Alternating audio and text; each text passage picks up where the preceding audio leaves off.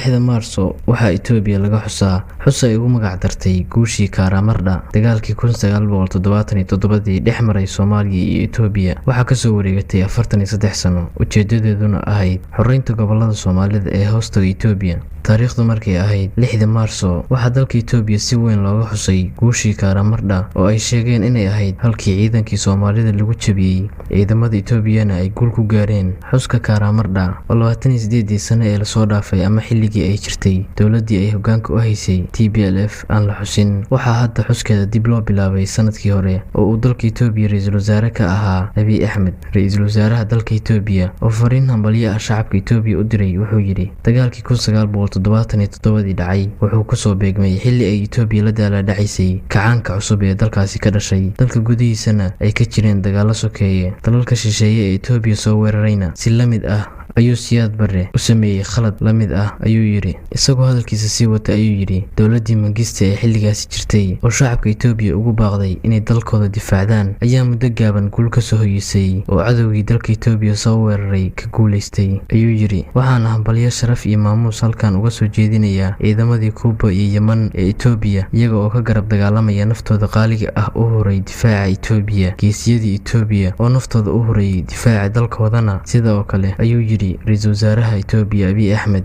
xilligii uu bilaabmay dagaalkii 1977 ay wada galeen Soomaaliya iyo Itoobiya waxay ciidamada Soomaaliya ku hubaysnaayeen oo taageerayay midowgii Soofiyeed. madaxweynaha Jamhuuriyadda Soomaaliya ee xilligaasina wuxuu ahaa Generaal Maxamed Siyaad Barre. Itoobiyana waxay saaxiib la ahayd oo ay taageero ka helaysay dalka Mareykanka. xilligaasina wuxuu ahaa xilli uu dagaalkii qaboobaa ee u dhaxeeyay Mareykanka iyo midowgii Soofiyeed uu soo gaaray bariga Afrika.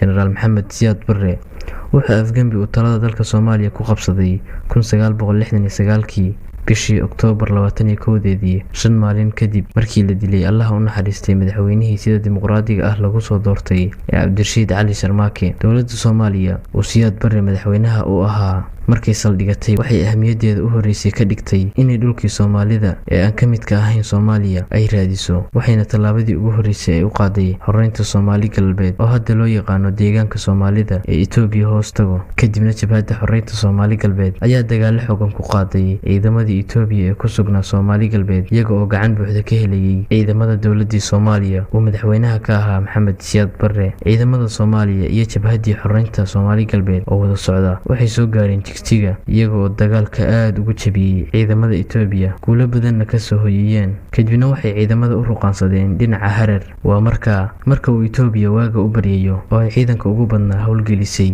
waxayna Itoobiya magaalada Harar ay ku diyaarisay ciidamo ay tiradoodu gaaraysay 40,000 oo askari.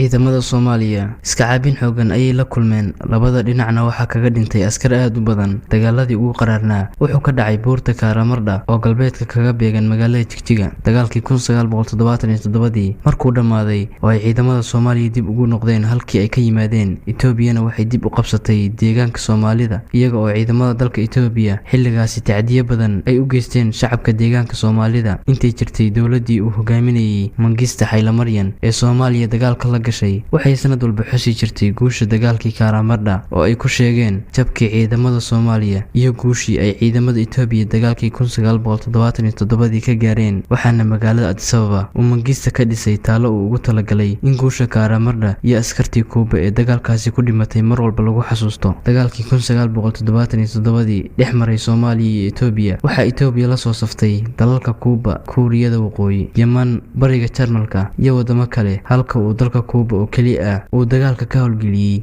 16,000 oo askari.